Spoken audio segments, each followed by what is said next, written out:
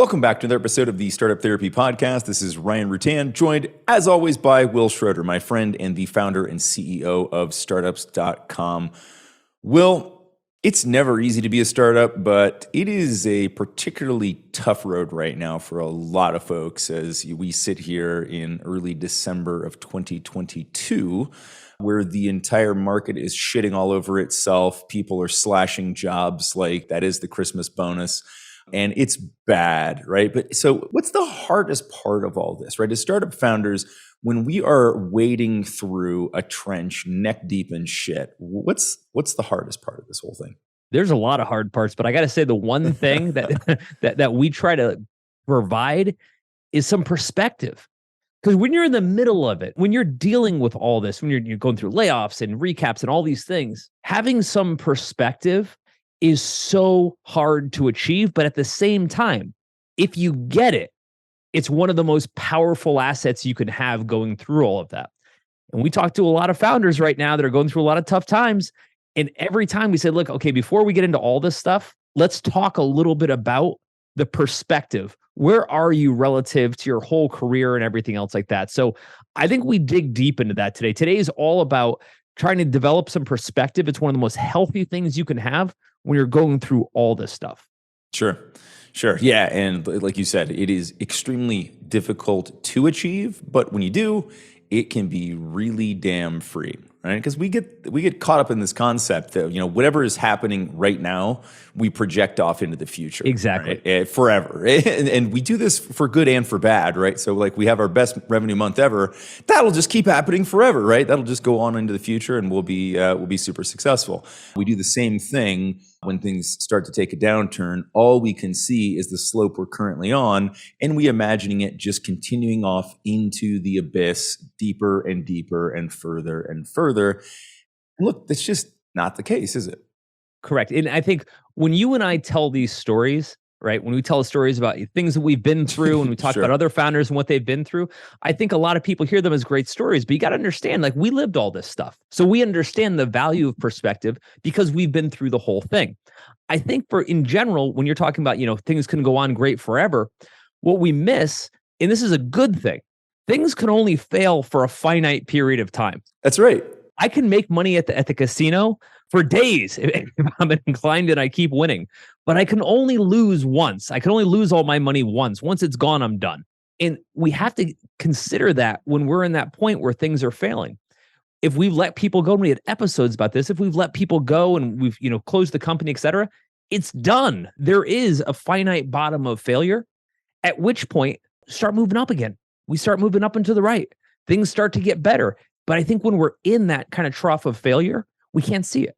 Yeah, for sure. No, it just feels like the floor is falling out underneath you, right? And there is no floor, and that this can just continue to get worse and worse and worse.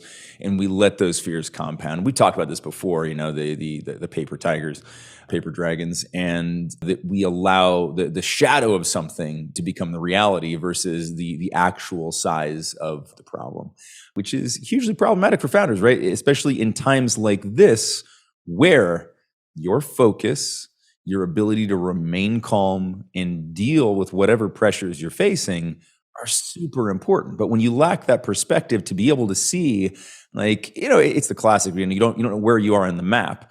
And, it feels like you've got miles and miles to go. You may be inches from your destination and just not know it. And in that moment, without that perspective, super hard to see that and can be really devastating emotionally for founders. When we're thinking about things like layoffs, which I think are one of the most emotionally devastating things that most founders have to go through, and a lot of them are going through it right now. Top of mind right now.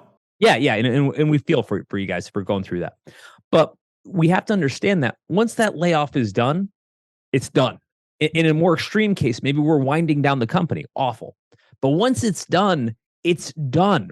Again, this failure, while it sucks, does have a finite timeline. And I think that's part of the perspective. I think part of the perspective is understanding that this isn't a marathon of failure. A failure tends to come in sprints. Right? Tends to happen quickly. But we don't think about it like that. Maybe we've been working on the business for 7 years and we've had starts and stops, opportunities for success, et cetera. But for whatever reason, number of events, we're now at a failure point or we're just at a lull. We keep thinking that it's going to be 7 years of this. It doesn't work that way. And I think when the founder understands that there is kind of a finish line, if you will, that you can cross and move past, it puts a little perspective on the board and makes you realize, hey, maybe I've got a little more juice for this thing or the next thing. Oh, 100%.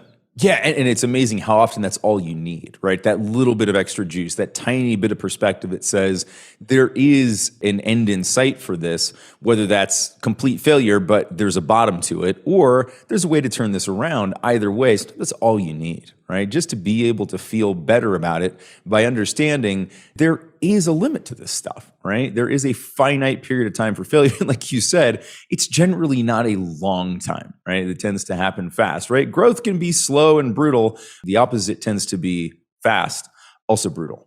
Well, right. And once you start to understand, hey, if it's end of days for this startup, and it sometimes that happens, Ryan and I, you and I have been through this with our own startups, it sucks. But in looking back on it, it didn't last for terribly long. When things went sideways or we had to close shop, once that happened, it was done and we were on to the next thing, which was typically wonderful, certainly by comparison. So the first thing that we sit down, we say, no matter how bad this gets, it will end relatively quickly and you'll be done with it. You'll be on to the next thing. At the time, that still feels shitty. It does. Yeah. At the time, it's so painful. But there's a difference between pain that will last forever, like a prison sentence for the rest of your life, and pain that will be short-lived, that will be like a bruise that you get that will heal back quickly and you move on to the next thing. I think there's a big difference in that perspective. And that's the first point of perspective. Yeah, for sure. It's so hard. I mean, I think for founders is why it's so important to have third-party perspective too. Talk to other founders, talk to the people who've been through this before, listen to us talk about all the shit that we've failed at, and watch us boil it down into a 2-minute story, right? Now, when we went through it, certainly felt a lot longer, and it was incredibly hard to self-diagnose at that point, whether it was a bruise or a critical wound or the prison sentence or whatever analog you want to use here. It was hard to diagnose for ourselves and say, right? So when you're going through it, it feels like it could last forever, or it could be much, much bigger problem than it is. This is where getting that perspective, which often has to come from the outside. Sometimes we're just too damn close to it. Or if we've never seen it or been through it before, how the hell would we know, right? This is a big part of why you and I do this every week, is that we can provide that perspective that says, hey, duck here. When you hit your head on this, it hurts like hell, right? So that perspective from other founders, seeing what they've been through and sort of knowing this is how this plays out, allows us to get that perspective and, like you said, move on, right? Move on to the next chapter and whatever it is that we're going to do. Well, let's talk about that. Let's talk about the next chapter. Part of what we fail to understand as we're writing this horrible chapter, it's just one chapter. Yeah, it's exactly it. Whenever I talk to founders who maybe closed up shop or something awful has happened, I always say the same thing. It's one chapter of many, many, many chapters. Like you were saying a minute ago, when you and I tell stories about how something failed or something we went through, and right now it sounds awesome because there were some successes maybe before or after it. Yeah, or a great learning. Yeah. At the time, it wasn't like, boy, I'm glad I'm learning this lesson, right? Yeah, I was always wondered what it would be like to be, abjectly poor, right? This is fantastic. I was out at dinner last night with the head of school at my kid's school, and I was telling the story about how I got rejected from every college I applied to, and basically just went to college for a year as a fake student, so no one would know that I didn't get into college. Right? I love this story. Okay, so it's a funny story. It is. Yeah. Now. Right. It wasn't funny to me. No, right? not at all. That chapter of my life sucked ass the entire time. It was so awful. I was working 2 full-time jobs from 8 a.m. to 1 a.m. and going to school full-time on the weekend. Right. Pretending to be a college student. Yeah. Oh my God. There was no high five moment. No. There was no perspective. At the time, I had no idea that this might turn into a funny anecdote that I could tell over dinner. At the time, I was like, this is my life and it sucks. And it's not going anywhere good anytime soon. And so when I tell the story now, the hard part for people to understand when they're going through it is, wait a minute, that's just a chapter. And I would start to use other chapters in your life. It could have been a marriage you've gone through. It could have been some, incident in high school. It could have been your college career. It could have been anything. It doesn't matter. You've got to understand that this too is yet another chapter. But at the time, we always think it's the only chapter. We don't understand it's part of a bigger book. Bigger book. And we talked about this a couple podcasts ago. There are a shit ton of chapters to this story, right? That's my point. We get a long time to do this. Actually, we talked about this across 2 different episodes. One where we talked about the fact that like there's a lot more time in our careers than we typically think about, right? Which is to say that like you may do 10 years that may feel like forever, but then you got like 3 or 4 more of those to go, and you get to do that over and over and over each time, right? And then we talked about the fact that each time we do this, we're compounding experience, we're compounding knowledge, we're, figuring out what works and what doesn't, and we can extend this longer because we're doing something that we really love, which keeps us coming back and wanting to write that next chapter, right? I think that's one of the keys that we forget about is our unwillingness as founders to put the fucking pen down. We're like, nope, not done yet. I am not done yet. I will not let it end this way.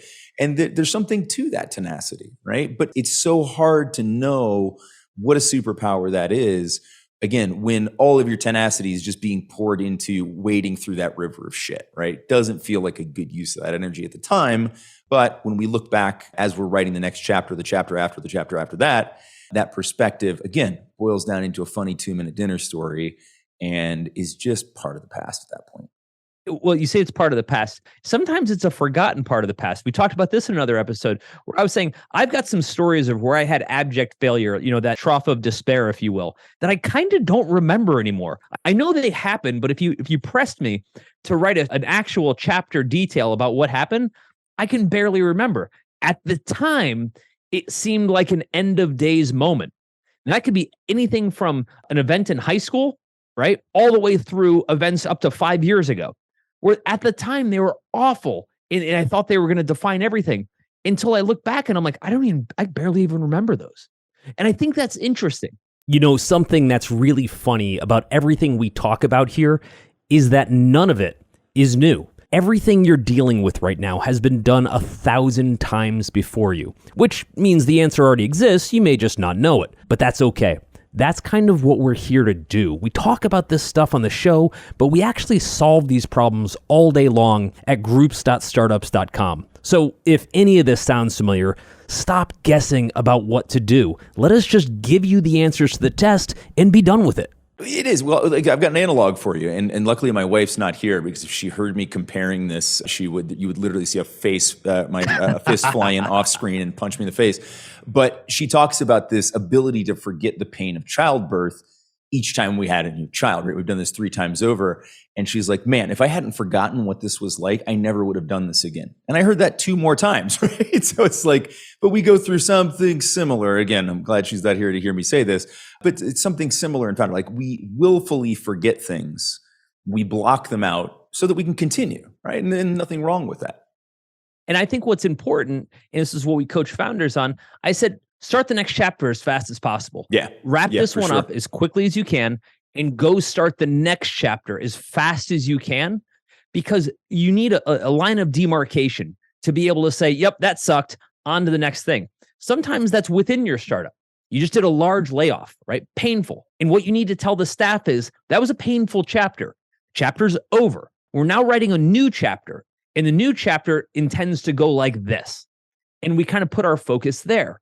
I think our ability, just mentally as founders, to be able to open and close chapters, very importantly, really matters. It's a matter of perspective, and it's a matter of fortitude.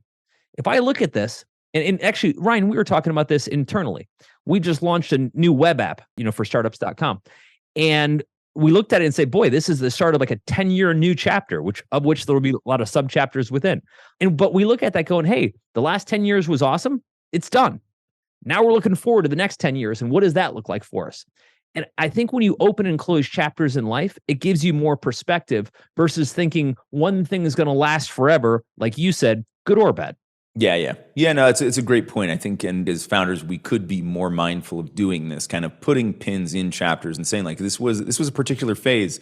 We tend not to do that. We tend to think that this is just sort of a continuous process, right? As if there aren't any defining points. I mean, we do to some degree, like things like funding or exits certainly, tend to be at least milestones. We talk about things in terms of milestones, But milestones are still a bit of a challenge in that it implies that you're still on that same journey. Whereas, to your point, sometimes the journey completely changes, right? Or we open a brand new chapter. And to follow back on your other point, which is that it's really important as the founders that we are good at recognizing them, and we're really good at communicating the close of a chapter and the opening of a chapter to all of our stakeholders, not just ourselves, right? We need that perspective, but so does the rest of the team, particularly if we're using examples like the ones that we have today, like massive layoffs or things like that. Insanely critical to explain why it happened, what happens next, and ultimately, what is the good that we're trying to create from this bad situation that we just went through, right? So yes, that was a terrible chapter.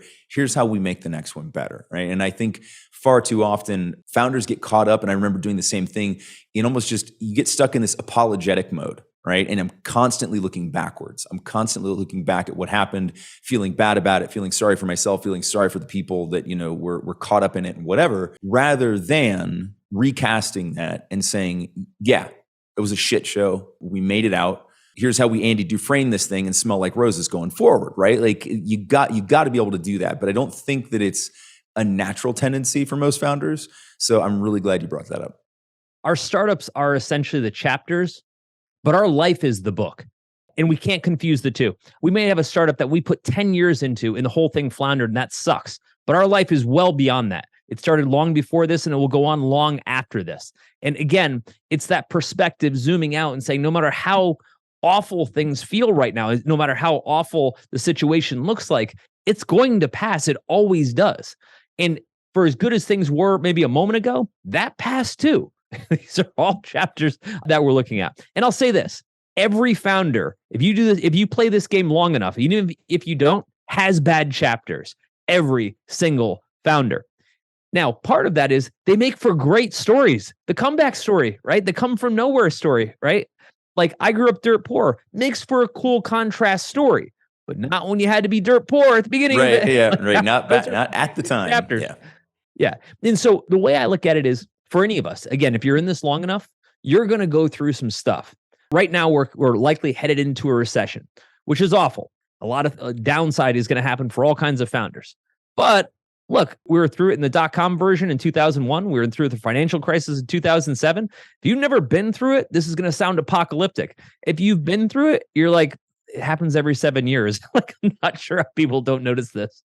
We're going through the tunnel, folks. Flick on your headlights, you'll get to the other end, right? And then things get brighter again. This is how it works, right? But yeah, there's so many people who, we work with founders of all stripes, all levels of experience, all ages, and some of them quite literally are young enough that they really don't remember that, or it was like something they heard their parents talking about while they were eating, Honey Nut Cheerios at the breakfast table before, heading off to first grade.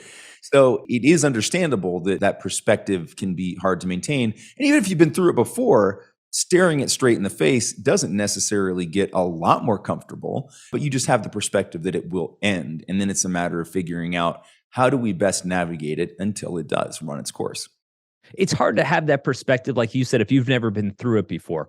I always give the analogy of when kids go to high school and their parents are trying to coach them through it. And like I said, something awful happens to the kid. They don't make a sports team, or they don't get invited to prom or something like that. And the parents trying to kind of demystify it a little bit and say, look, to be honest, this isn't that big of a deal. Like, it's going to be 1 week of your life and you'll almost never remember it even happened. But to you at that moment, it's everything.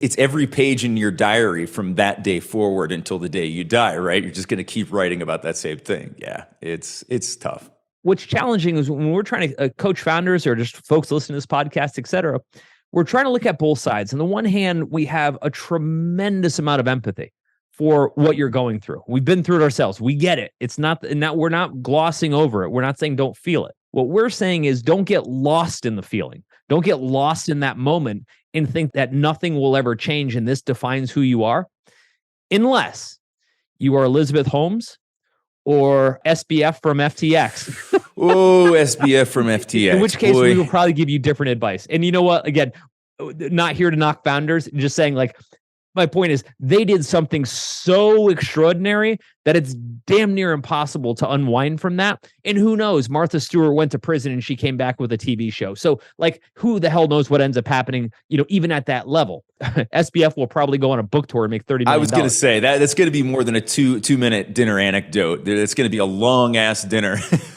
Right? But the point is, no matter who you are, no matter how badly you think things have gotten, you've got to understand we all get past them. We tend to think, oh my gosh, like everyone's going to remember this failure that I had in my startup and it's going to be this scarlet letter forever. And we talked about this in another episode. No one cares. Like, nobody cares. They're thinking about how they get through this, right? All they're worried about is, right, do I have my hand on the paddle for shit creek, right? They don't give a shit where you're going right now. They don't have time to think about you. And once they get through it, you know what they remember?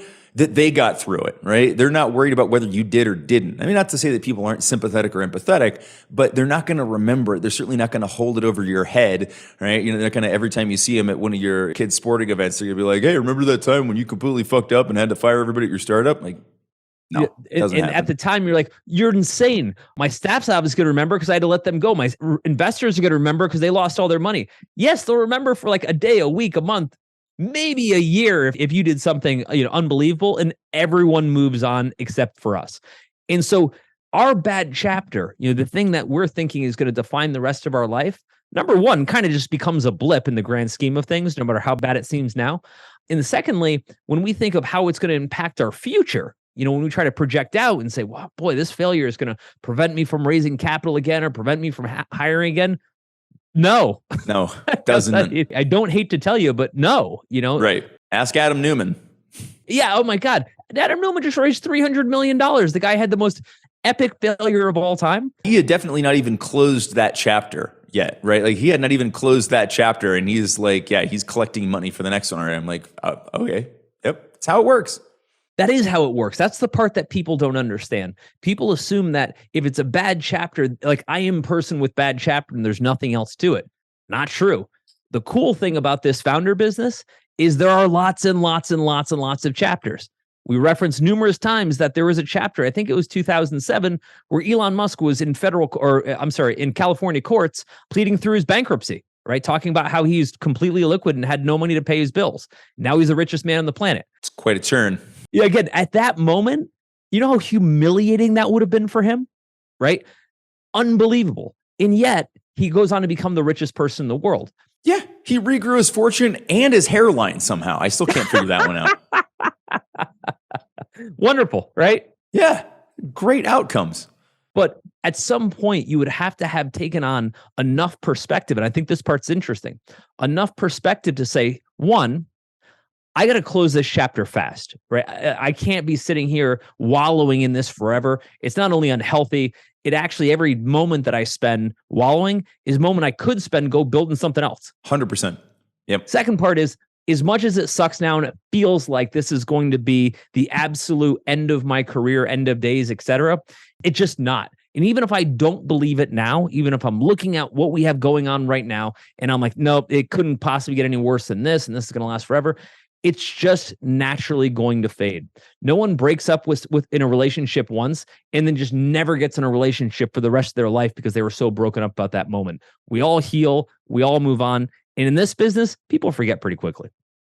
So in addition to all the stuff related to founder groups, you've also got full access to everything on startups.com. That includes all of our education tracks, which will be funding, customer acquisition, even how to manage your monthly financiers. There's so much stuff in there. All of our software, including BizPlan for putting together detailed business plans and financials, LaunchRock for attracting early customers, and of course, Fundable for attracting investment capital. When you log into the startups.com site, you'll find all of these resources available.